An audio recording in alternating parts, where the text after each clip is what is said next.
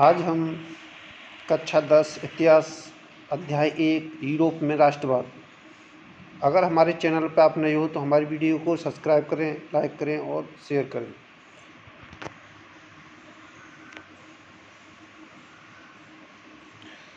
अब बताते हैं यूरोप में राष्ट्रवाद का उदय।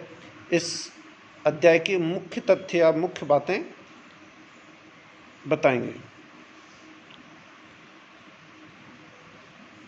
यूरोप में राष्ट्रवाद।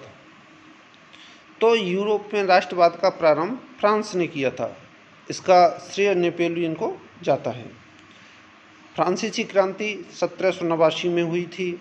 नेपोलियन का शासन और उसका प्रभाव था, उसने धार्मिक सुधार, राजनीतिक सुधार, आर्थिक सुधार आदि शासन में किए। तो नेपोलियन का शासन में सुधार के लिए जाने जाते हैं। जर्मनी में राष्ट्र की स्थापना। तो जिस प्रकार हमारे देश में महात्मा गांधी जी ने देश को स्वतंत्र करने के लिए अहम भूमिका निभाई, इसी प्रकार प्रत्येक देश में, फ्रांस हो, जर्मनी हो, इटली हो, सभी देशों में भी अन्य लोगों ने भी अहम भूमिका निभाई। जैसे जर्मनी में ओटो वॉन बिस्मार्क का नाम आता है। इन्होंने जर्मनी के एकीकरण या स्थापना में अहम भूमिका निभाई। और फ्रैंकफर्ट संसद, ये ऑस्ट्रेलिया, इसका काम था संविधान का निर्माण करना। ये इसमें नहीं है, मैं अलग से बता रहा हूँ। लेकिन ऑस्ट्रेलिया ने इसे नहीं बनाने दी, या फिर जर्मनी ऑस्ट्रेलिया में युद्ध हुआ और जर्मनी का निर्माण हुआ। इसमें ओटो वॉन बिस्मार्क का अहम योगदान रहा। अब बात करते हैं इटली के एकीकरण में अहम भूमिका निभाने वाले 3 व्यक्ति थे: जियोसेफे मेस्सना, काउंट कैमली काबूर और गोरिबाल्डी। इन्होंने इटली के एकीकरण में अहम भूमिका निभाई। देखो, जिस प्रकार हमारे जब देश स्वतंत्र, यहाँ पहले राजतंत्र था, राजाओं की सत्ता होती थी, इटली, जर्मनी, फ्रांस। तो यहाँ प्रजातंत्र की स्थापना करने के लिए इन लोगों की अहम भूमिका थी, जो हम अभी बता चुके हैं। जैसे कि फ्रांस में नेपोलियन, और जर्मनी में ओटो वॉन बिस्मार्क, और इटली में जियोसेफे मेस्सना, काउंट कैमली काबूर और गोरिबाल्डी मुख्य थे। तो इसमें अब इनमें ब्रिटिश की कहानी अलग है। तो ब्रिटिश में को उस समय औद्योगिक क्रांति का सबसे श्रेय ब्रिटेन को जाता है। ब्रिटेन 18वीं सदी में ही औद्योगिक क्षेत्र में आगे था, लेकिन ब्रिटेन, इटली, जर्मनी ये 19वीं सदी में आके इन्होंने विकास किया औद्योगिक क्षेत्र में। अब हम राष्ट्रवाद के बारे में बताते हैं, साम्राज्यवाद और राष्ट्रवाद। तो अब हम आगे इन्हें विस्तार पूर्वक बताएंगे। ये हमने मौखिक संक्षिप्त में थे इन्हें बताया, अब विस्तार पूर्वक भी आगे बताएंगे।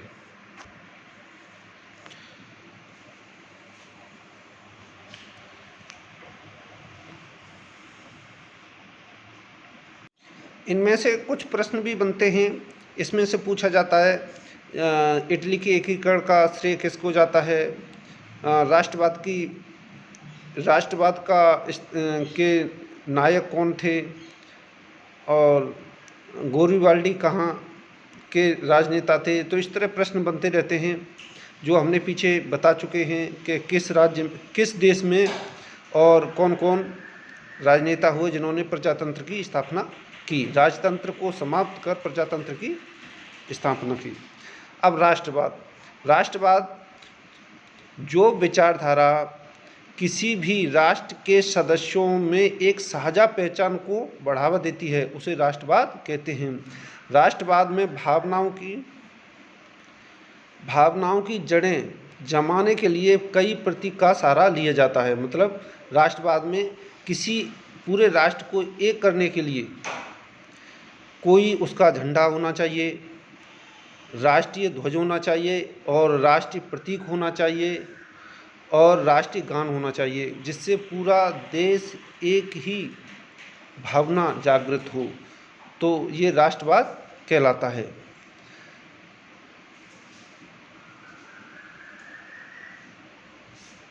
और ये हमने अभी राष्ट्रवाद के बारे में बताया। आगे बताएंगे यूरोप में राष्ट्रवाद का उदय।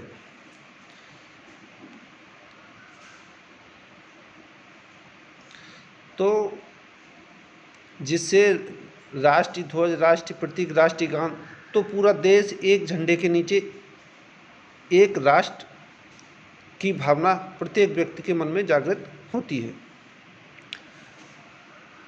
अब बात करते हैं यूरोप में राष्ट्रवाद का उदय। तो 19वीं सदी के मध्य तक यूरोपीय देशों को यूरोप देशों का रूप अलग अलग रूप नहीं था, जैसा कि आज के विभिन्न क्षेत्रों पर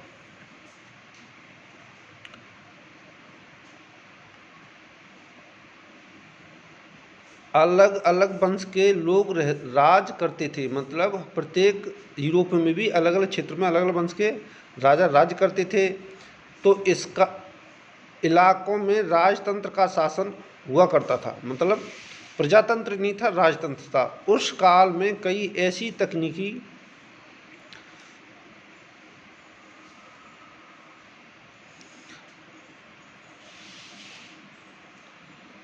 परिवर्तन हुए जिनके कारण समाज में अभूतपूर्व बदलाव आए।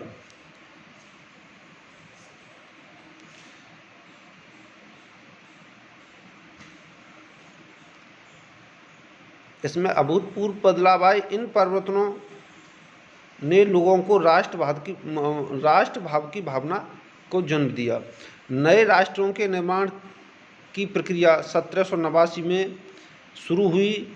होने वाली फ्रांस की क्रांति के साथ हुई। सबसे पहले राष्ट्रवाद की भावना, प्रजातंत्र की नींव फ्रांस ने रखी, जिसका श्रेय नेपोलियन को जाता है। लेकिन किसी भी नई विचारधारा की तरह राष्ट्रवाद को भी अपनी जड़ जमाने में लगभग एक सदी लग गई। मतलब ये प्रजातंत्र को लागू करने के लिए 18 सदी से 19वीं सदी तक का समय लग गया। यह एक लंबी प्रक्रिया थी जिसने प्रजातंत्र को उखाड़कर और वो राजतंत्र को उखाड़कर प्रजातंत्र का स्थापना की। फ्रांसीसी क्रांति। राष्ट्रवाद की पहली अभिव्यक्ति फ्रांस में हुई। फ्रांस की क्रांति ने फ्रांस की राजनीति और संविधान में कई बदलाव किए। सन 1789 में सत्ता का स्थानांतरण राजतंत्र से प्रजातंत्र संस्था में हुआ। नई संस्था पर गठन नागरिकों द्वारा हुआ। उस नई शुरुआत से ऐसा माना जाता है कि फ्रांस के लोग आगे से अपने देश में भविष्य तय करेंगे।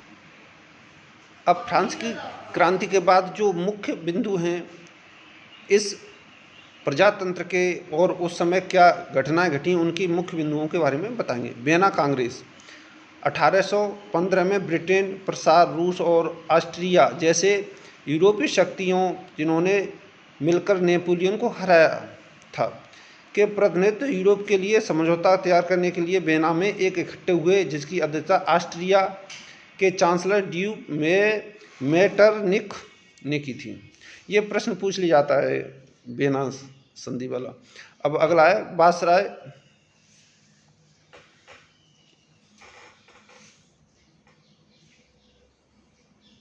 वियना कांग्रेस की स्थापना, ये पूछा जाता है, प्रश्न बनता है वियना कांग्रेस की स्थापना कब हुई, तो 1815 में हुई। अब वायसराय में एक समारोह में प्रज्ञा के राजा विलियम प्रथम ने जनवरी 1871 में जनवरी के सम्राट की घोषणा कर दिया था। मतलब ये इतने इम्पोर्टेंट नहीं है, लेकिन जो आगे मैं बताऊंगा 1861 में एनिम्यूल द्वितीय में एकीकृत इटली का राजा घोषित किया। ये है राष्ट्रवाद में राष्ट्रवादी संघर्ष में महिलाओं की भूमिका, ये इम्पोर्टेंट है। राष्ट्रवादी आंदोलन में सभी यूरोपीय राज्यों में फ्रांस, इटली की औरतों ने सक्रिय योगदान दिया। महिलाओं ने अपने समाचार पत्र शुरू किए, अनेक स्वतंत्र राजनीतिक संगठन बनाए और प्रदर्शनों में भाग लिया। इतना होने पर भी उन्हें असेंबली में चुनाव में मतदान का अधिकार नहीं दिया। तो राष्ट्रवादी संघर्ष में महिलाओं की भूमिका क्या थी, ये इम्पोर्टेंट है, ये आता रहता है परीक्षाओं में। तो अब हम आगे चलते हैं।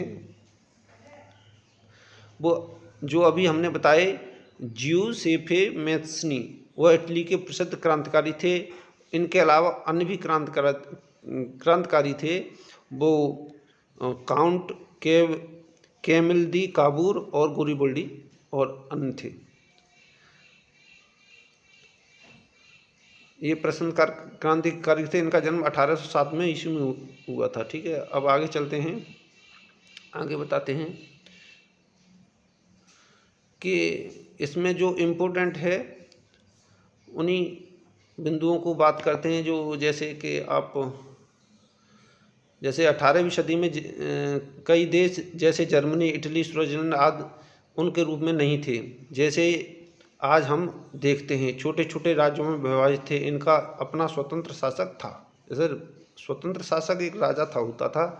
और अब 1789 ईस्वी, ये इम्पोर्टेंट है कि फ्रांस की क्रांति से पहले फ्रांस एक ऐसा राज्य था जिसका संपूर्ण भूभाग पर एक निरंकुश राजा का शासन था।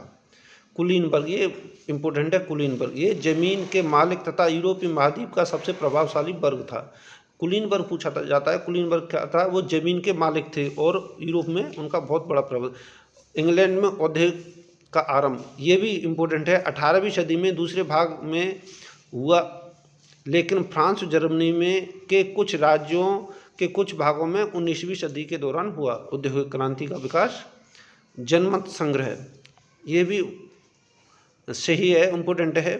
एक प्रत्यक्ष मतदान जिनके द्वारा एक क्षेत्र की सारी जनता से किसी प्रस्ताव का स्वीकार तथा अस्वीकार करने के लिए पूछा जाता था। जनमत संग्रह, लोगों को इकट्ठा किया जाता था और किसी बिंदु पर उदारवाद, इसमें आज़ादी, उदारवाद का तात्पर्य आज़ादी और कानून के समझ समानता थी। अगर हमारे चैनल पर आप नए हो तो हमारी वीडियो को लाइक करें, शेयर करें और चैनल पर नए हो तो इसे सब्सक्राइब कर लें। धन्यवाद। जिससे आपको वीडियो मिलती रहे।